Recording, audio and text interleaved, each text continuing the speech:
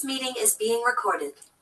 Hello, everyone, and welcome. I'm the happiness coach, and I love helping you to change some habits so that you could be a healthy, happy human.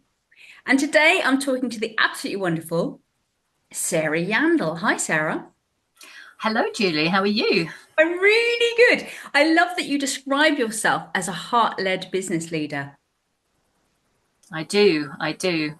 It's so important, isn't it, in whatever we're doing to have some heart. I think people are looking for that, to work with people like that. So I know today you're going to be talking about 5 habits to build a strong foundation in your business, aren't you? That's right. Yes. Great stuff. So I'm going to hand straight over to you. Okay, lovely.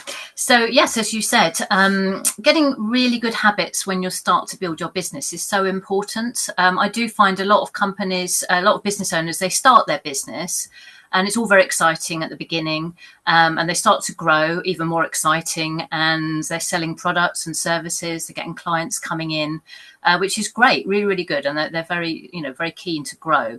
But they're almost kind of running before they've started walking, in that they haven't really thought through what they need to do in terms of the foundations for that business. And what happens then, sadly, I see this quite often, is they start to get quite stressed because they're working really long hours. They're trying to do everything and cope with everything and all that juggling that you often do.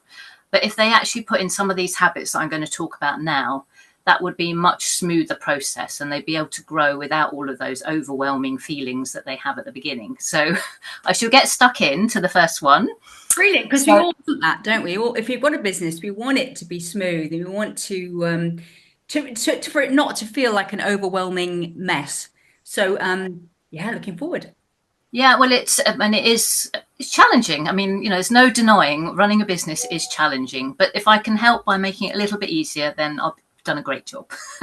So the first habit is all about the plan. So as you know, Julie, planning is a massive thing, so important when you run a business, and there's so many different parts to it. So you've got your initial vision for your business, and then you need to think about your business model, your strategy. You do your sort of annual business plan.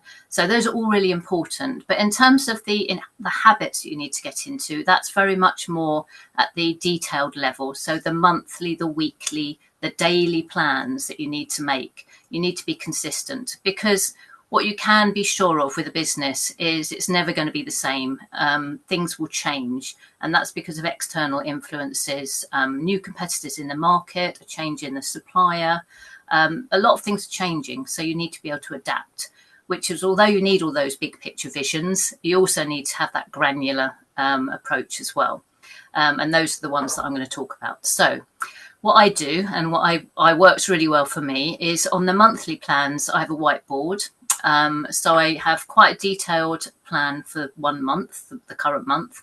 And then I have another plan for the following month, which is a little bit more open, because I can add things in or change things around, put them back. So it's kind of got a little bit of flexibility. I then use I'll show you this actually. This is a little whiteboard. I do love whiteboards. This is my weekly whiteboard.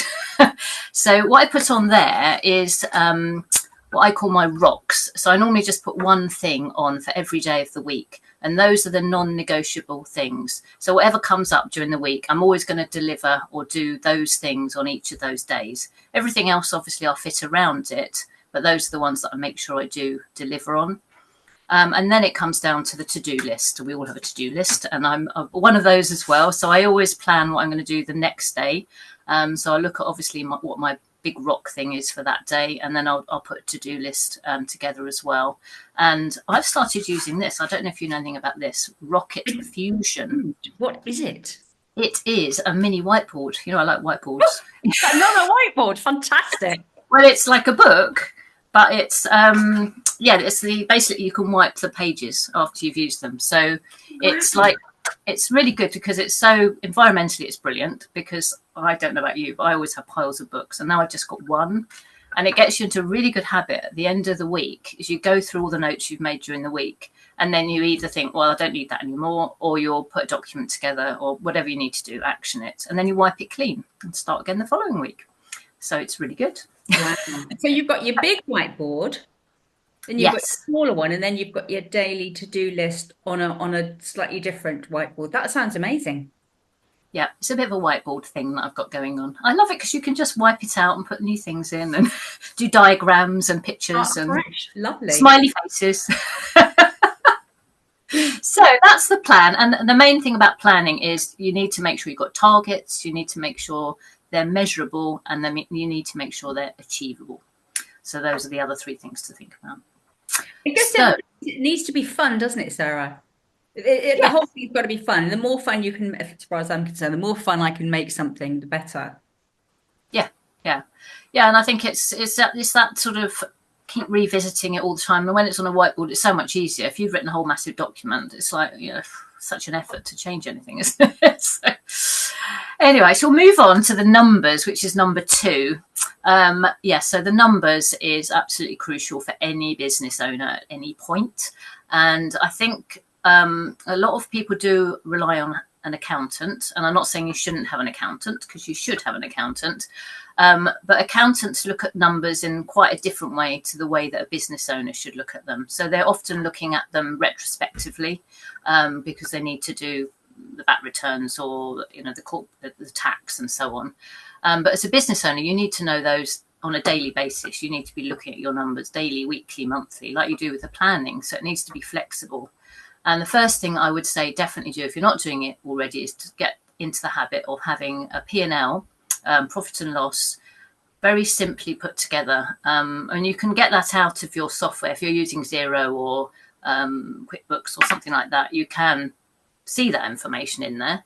But actually, if you do it yourself on a spreadsheet, it gives you that control, because you can really understand what the formulas are doing, and you can see where you are.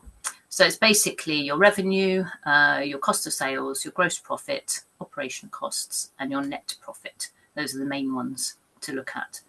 And once you've got some kind of history in terms of your business, so months or years, so you could be doing month by month or month from the previous year, you can start doing comparisons. And that's really valuable to see what's changing in your business, what's going up, what's going down. And the other thing I always look at, I run a tour operating business, and we always measured by destination. And that was a really useful thing to see which was the most important destination in terms of revenue and profit. So depending on your business, you might have other key metrics that are really useful to look at. And numbers are very specific, so they're very easy to understand and to measure. And little changes little change to your selling price or your buying price can make big differences to your bottom line. So it's really useful to keep an eye on those. I totally get the importance of doing it, Sarah. And for me, numbers is not something I've ever been any good at. The thought of a spreadsheet or the thought of, doing some of those kind of analytical type things is all a bit like, oh God, it sounds a nightmare. But, it is really important, isn't it? So if there are people watching who are a bit like me, and maybe they can't afford to get someone to do it, how could they make some of those tasks? Well, obviously the whiteboard thing is a really great idea, but in terms of numbers, how can they make that kind of it might not be fun, but how can they make it something that they do implement, because they can get to grips with it in an easy way?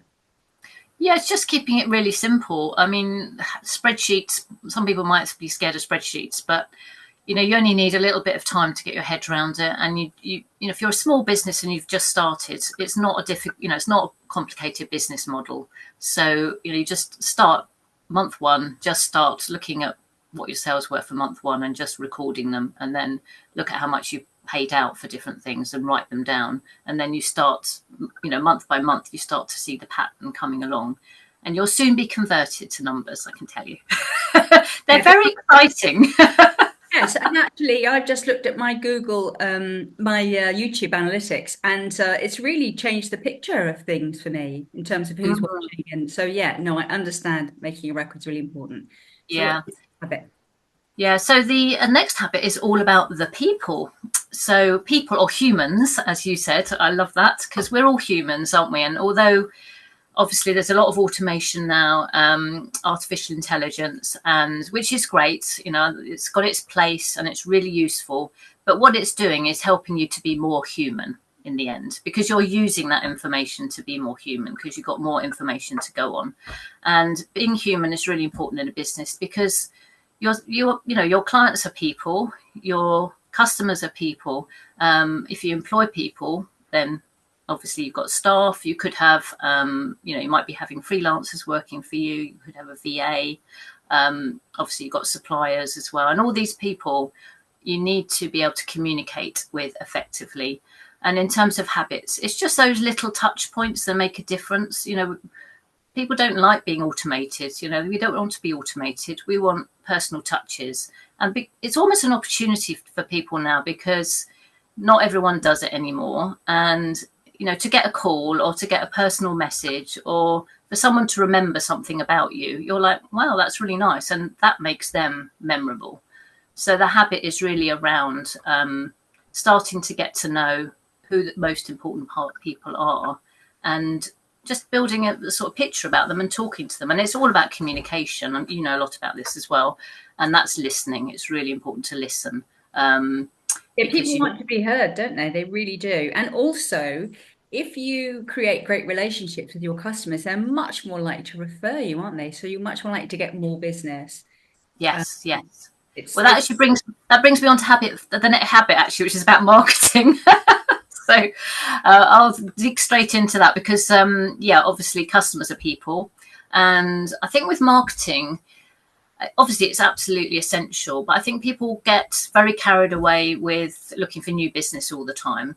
But once you've started your business and you start to get customers or clients, actually your existing customers are far more valuable than getting new ones. So it's really important to concentrate on those. And I always sort of apply the 80-20 principle with customers, because you normally will find that 20% of your customers will deliver 80% of your revenue or profit. And so it's so important to know who those people are. And this is when systems are very handy, I have to say. So having a really good CRM system, a customer relationship management system, is really, really useful. To start with, you might know them all by name, all your customers, but that won't last very long as you grow. So as you grow, you do need a system to aid your memory, especially if you don't have a very good memory. And then you can start recording information about your customers, and what they last booked, when they last booked, or what they bought. Just a little bits of information. It depends on your business, but some personal information might be relevant. Knowing a little bit more about them, what their hobbies are, or their children, or the children's birthdays, or little things like that. So it enables you to keep that personal contact with them, and it also reminds you when to pick up the phone again. It's like, oh, it's time to contact that person. They normally book once a month, so I need to give them a call just to see how they are and how they're getting on, and if they need to buy anything else or book anything else. So that's to you, and you've got it all in your head. What's going to happen to the business if you get ill, or something comes up and you can't work your business. Where is that information? It can't just be in your head. It needs to be someone can access. And yeah, absolutely. And that actually you're very good at leading me on to the next point, actually, because that brings me on to my final habit, actually, because that's all about process. And habits and process are very sort of connected, aren't they? And again, with small businesses, especially when you're first starting, you probably think process is not something I need. I know what I do. I produce this product. I know how to do it. But process, as soon as you start to grow, does become really important. And I'm not saying you have to do it immediately, because when you first start, you're probably still in that sort of experimental mode. So you're trying out new things, new ways of doing things. But once you get to the point where, I keep doing this in the same way every time I do it, that's when it's important to start thinking about recording that and documenting it. So what do I mean by process? Some people might be thinking, oh, that's what, big manufacturers do, or they think of Ford motor cars, kind of introduce that whole concept. But process can be really simple. Think about making a cake. That's a really good analogy. So if you make a cake, you don't normally do it without referring back to a recipe. So a recipe will have a list of ingredients, and then it will have a method of how you do it. And that's exactly what you apply to your business. And you can apply that to any kind of thing that you do in your business that's going to be replicated, is you write it down. So it could be a simple document. It could be a flow diagram, or it could be a video, which I love these days. So you do a little very short video. So you can share your screen on the video. So you could be doing something on a particular program, so you can use your mouse to illustrate what you're doing, video it and record yourself speaking at the same time, explaining what it is and why you're doing it. Very short, could be like a 5-minute clip. And that's the easiest thing for people to then, for yourself, when you go back to doing it again. But even more importantly, when you start to employ people, it's gold dust.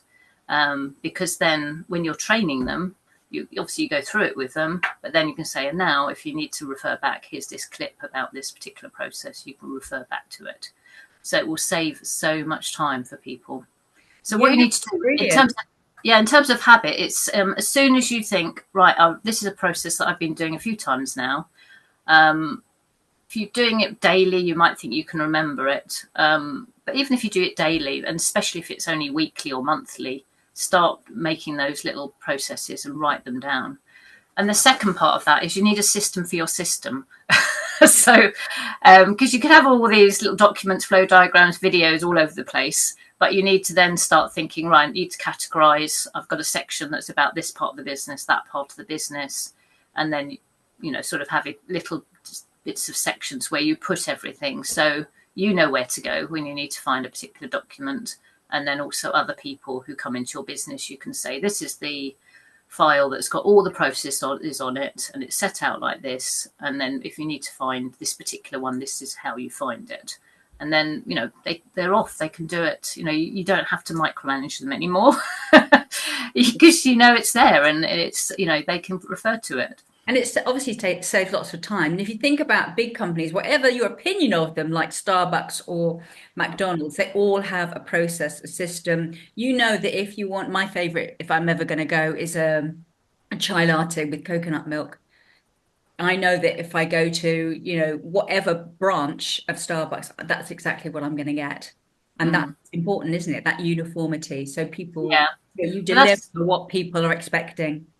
That's quite interesting, that example, because McDonald's is a franchise, and you almost, as your own business, if you think of yourself as being a franchise, that puts you in the mindset of, you might not necessarily want to grow to a level or franchise your business, but it does put you into a mindset of, making it a business that, is very system orientated. I mean, system orientated gives you sort of negative connotations in a way, but it's just underneath the surface. It's not what you're showing to your customers. It's underneath the surface, and it makes you so much more efficient.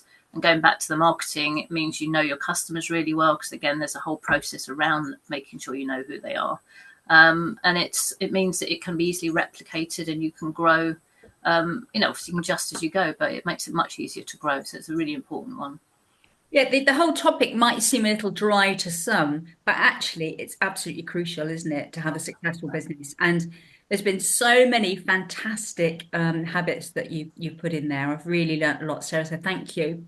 So if any of you watching would like to find out more about Sarah, and why wouldn't you, her links will be below, so will mine. So check her out, get in touch. And here's to having a very successful business and being a healthy, happy human. Thank you, Sarah. Thank you. Thank you for watching. Do subscribe.